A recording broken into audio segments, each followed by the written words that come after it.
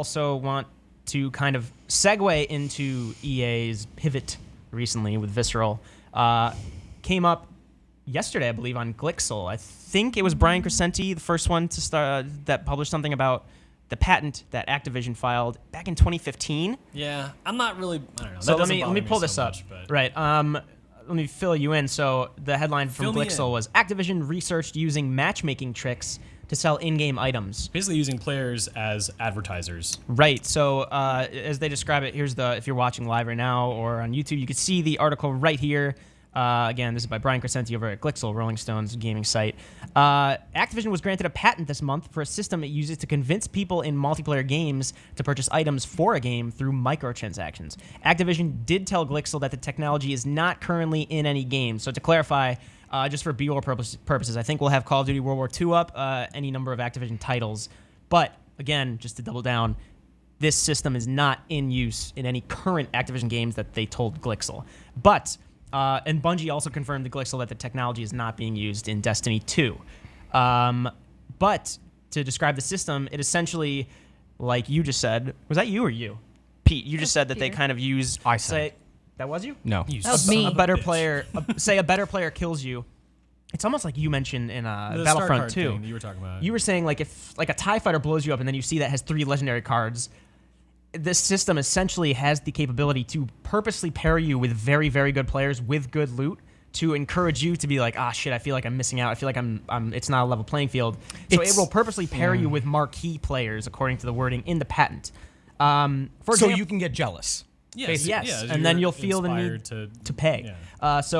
According to Activision, in the patent, it says, for example, in one implementation, the system may include a microtransaction engine that arranges matches to influence game-related purchases. For instance, the microtransaction engine may match a more expert/marquee player with a junior player to encourage that junior player to make game-related purchases of items possessed or used by the marquee/expert player. A junior player may wish to emulate that player by obtaining weapons or other items used by that player. So it was what you were afraid of with Battlefront 2. If you said they're showing that's what Battlefront 2, we can't say that Battlefront 2 implements this system, but in the case that a much better player kills you and you see they have 3 legendary cards, that's essentially what would happen with this system, except on purpose on the game's part. Exactly. It's like an algorithm. Like or something. this could happen right now with so many games. Yeah. This article is just, or this patent is saying that like we're gonna enforce it, which is crazy to think because it's so counterintuitive. Yeah. Where so many games have been frustrating. Like I'm trying to think of one example. Like can't remember, but like Titanfall kind of had this problem where I felt like I was getting consistently paired up with like really good players, and hope you'd like to think the next match will be like, hey, you kind of played like shit. Let's put you with some other shitty people. Like Yeah. And Splatoon have really good matchmaking. Splatoon implements that pretty well. Yeah. Unless you're playing with like a friend who's really high level, then you might get your ass kicked. But that's all. Isn't that aesthetic stuff? Is Splatoon mainly cosmetic? The emphasis is on looking good, I think, in Splatoon. But you do have specific abilities, and it'll tell you what you got killed with. I mean, a lot of games tell you what you got killed with. yeah. Like that's not new at all. The problem here is that it's it would be on purpose to make you buy something that I guess honestly, like normally when I play a game and I see what I got killed with, I'm like, oh, so that's the meta weapon. That's the weapon everybody's using. Like in Destiny, it's like, oh, everyone's using Uriel's gift or whatever. Or Mida, right? Yeah. So, but you can get that without buying it. And it's not like it's going to be like, we only put Mida players in this match to make you think you need Mida to be good. Yeah, right. I'll say it again. Like, oh man, when Battlefront comes out, and God, if that's going to be the first thing that happens, the first person that kills me is a guy flying by in an X-wing with 3 legendary cards. He's like, "Sup?" I'll be like, peace out. And I haven't even gotten the slots yet to have cards. Yeah. Like. Yeah, it would be annoying and make you jealous. Guess I better according buy to Activision, Sorry. Activision told Glixel this was an exploratory patent filed in 2015 by an R&D team working independently from our game studios. It has not been implemented in-game. There's one more example that the patent mentioned. let me see. In a particular example, the junior player may wish to become an expert sniper in a game, for example, as determined from the player profile. According to the patent, the microtransaction engine may match the junior player with a player that is a highly skilled sniper in the game. In this manner, the junior player may be encouraged to make game-related purchases such as a rifle or other item used by the marquee sniper player. So that's getting into like really nitty-gritty stuff. Like based on your loadouts across this profile, we know you want to be good at sniping, so we're going to use that. And again, this isn't being used right now, but this is like what it's essentially saying it could be used for. We know you want to be a good sniper, so we're going to use that to promote certain items to you and also put you in. It also says that they could potentially be put in game types or on maps that also are very sniper friendly. Or like, why not just get good? Like, I just like, I just, it's really frustrating. It's really frustrating when,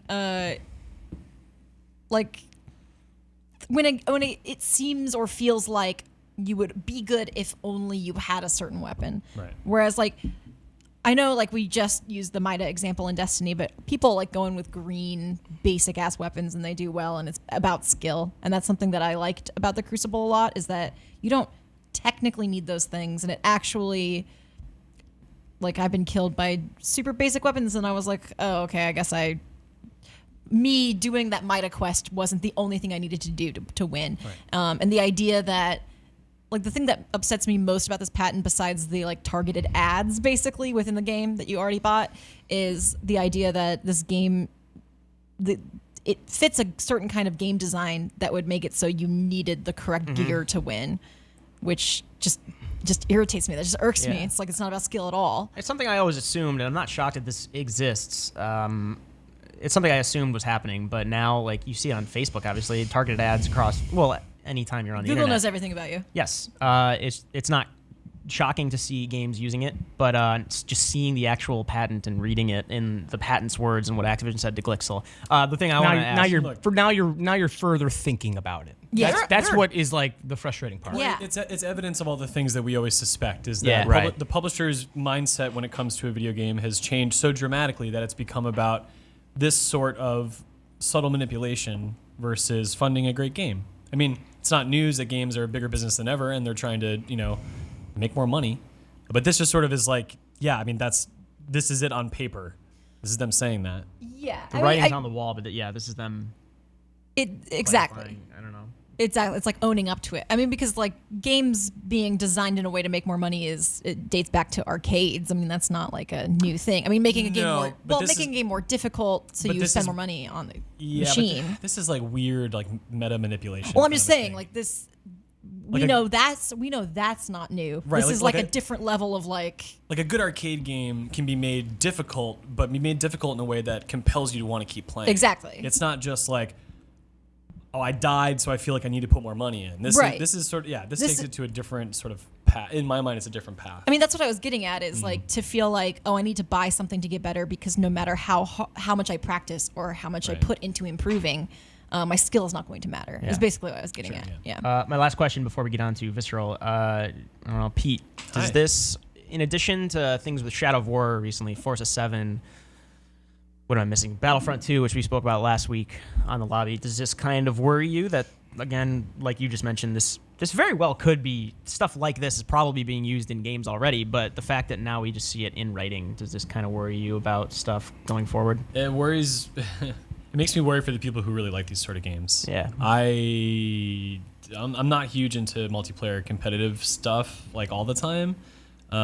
So I can easily walk away from something like this. I got plenty of games with like excellent stories that I can't wait to interact with, things like that. So for me personally, I don't think I'm ever going to run out of good games to play, but I do think it is a problem that will affect a lot of people and will have a negative impact if this is a directive that is sort of seen through and taken to its logical conclusion. It worries me when I think about like a 12-year-old. I think I said it last time. Like someone that's literally like my main concern is like there's you're 10, you're 12, like you don't own a house, you don't pay rent, you don't have a job. Maybe it's your mom's credit card, but like there are going to be cases where it's just a kid or someone who is hasn't, experienced life or grown up to like manage money. Or Like just realize what this is at face value. Right. Right. Like understand the emotions that they're feeling and why they're Yes. feeling. exactly. My little brother would have, if this had been around when he was 12, I mean, he would have spent so much money on this, and it would have been a huge problem. Like, I know that for a fact, and luckily he just missed that because he's an adult now. I mean, if you're like 21 right now, you could have disposable income to spend on this stuff too, and Yeah. even if you know better. Yeah, because maybe you're in college, you don't really pay your own rent in full yet, stuff like that. You don't really understand how much money is worth. You start justifying because it's that's the thing is it's just $1. Yeah. It's just a couple dollars, and I'm for Battlefront, like I said last time, like if there has I think they actually resigned that thought. Remember earlier where I was saying, because one of the early systems they said was the best cards in the game, the legendaries you can only open or get in a loot crate. Revamped a lot of that, but it's But not I think enough, they're don't pulling that back. I guess what I'm saying is like, hey, if I'm guaranteed a legendary in this loot crate, that's a win-win. That's Right. $1. Cool. Right. Like how many? And then it's like, well, I'll just get a couple more. It wasn't my favorite card. I mean, I'm looking for a TIE fighter, so maybe $30, $20. I don't know. Over the course of a couple months, like this is $1, $1 a day. To go back to the Taco Bell example of last week, just think about how many tacos you could buy with all of those dollars you're spending. And like right now, Yeah. opposed to like, milking a cow and making your own cheese.